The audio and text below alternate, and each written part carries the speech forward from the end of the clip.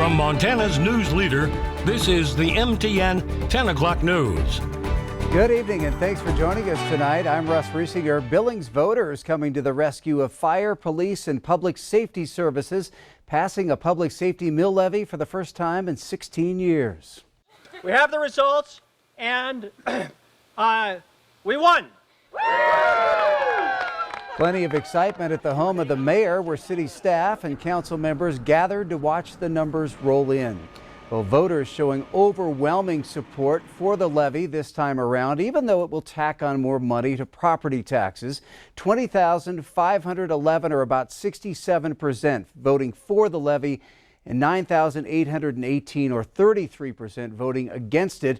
That levy repeals and replaces the old levy, which passed in 2004 and was capped at $8.2 million. The new levy will be calculated at 60 mills. Now, if you're wondering how this affects you as a homeowner, it'll add about $4.75 a month on to a home with a median value of $211,000.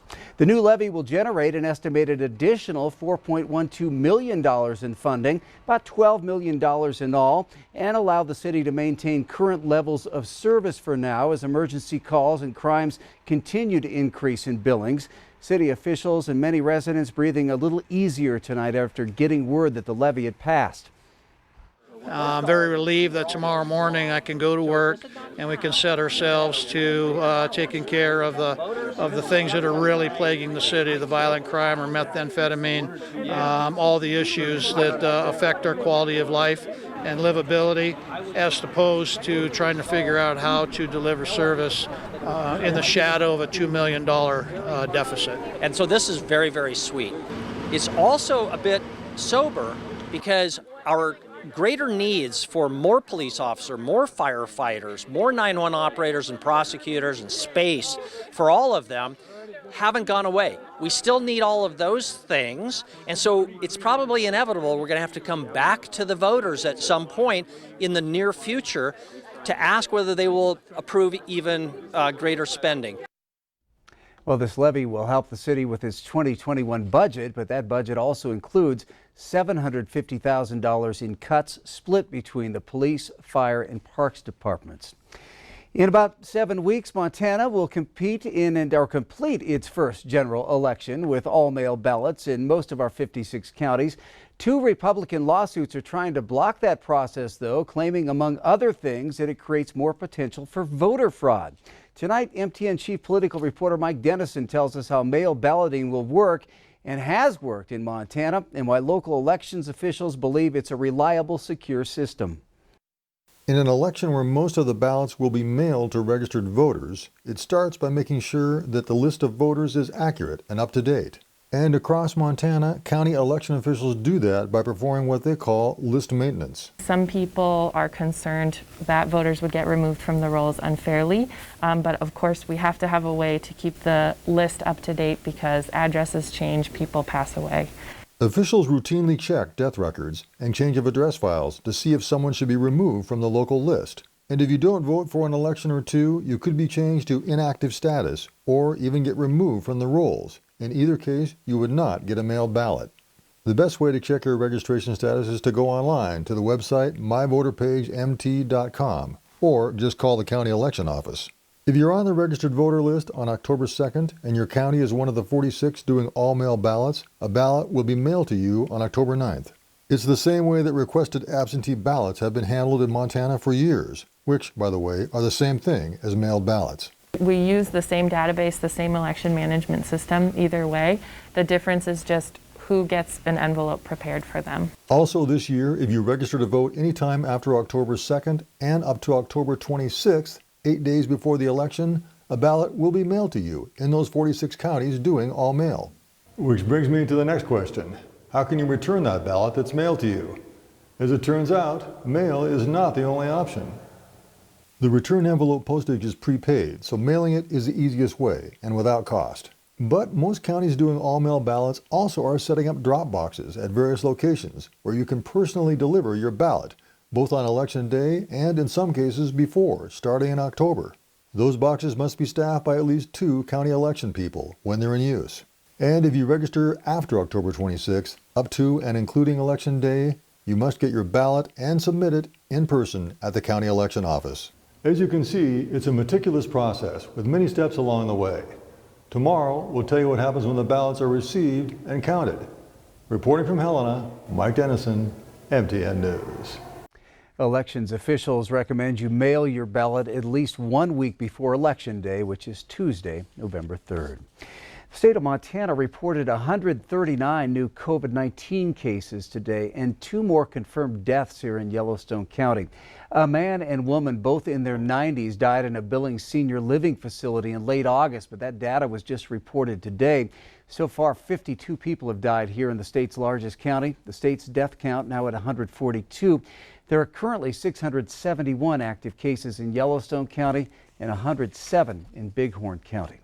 Well, the Montana State Fund Board will pay a $20 million dividend back to policyholders in mid-November. The dividend is the result of a better than expected return on investments and fewer than expected accidents in Montana workplaces. 22,000 Montana employers will receive a payment that will represent around 15% return of a premium. This is the 22nd consecutive year that the Board of Directors has declared a dividend, bringing the total return to policyholders to $306 million since 1999.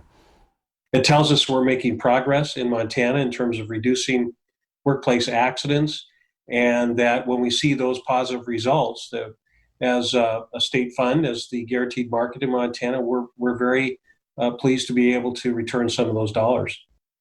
Hubbard says, although an unintentional benefit, the state fund is also happy it can provide money during the pandemic when many businesses are struggling.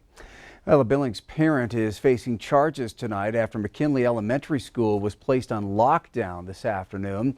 Billings police say a parent threatened to return to the school with a weapon. Police did arrest the man on school property, but no weapon was found. Police are still investigating. They haven't released the name of the man arrested or said what charges he's facing.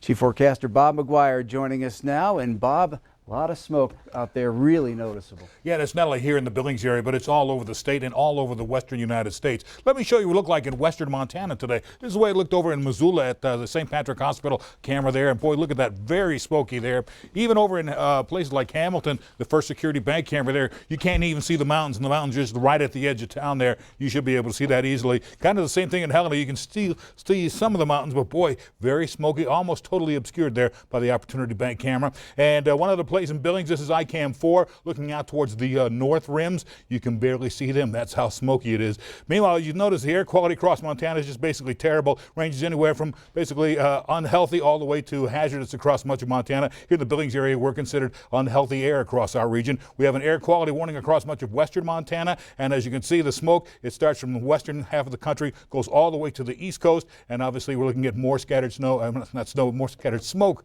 across much of Montana for the next several days. We'll have more about that in a few more minutes.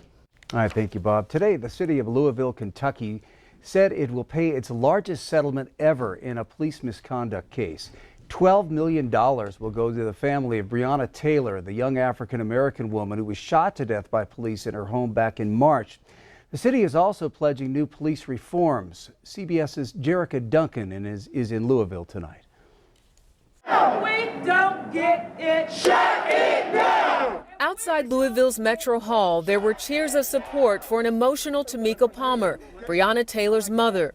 Inside, she received an apology from the mayor. I cannot begin to imagine Ms. Palmer's pain, and I'm deeply, deeply sorry for Brianna's death. The $12 million settlement is one of the largest in the country, involving a police shooting death. Come outside! But 6 months after Taylor was fatally shot 5 times during a no-knock warrant raid, no officer has been charged.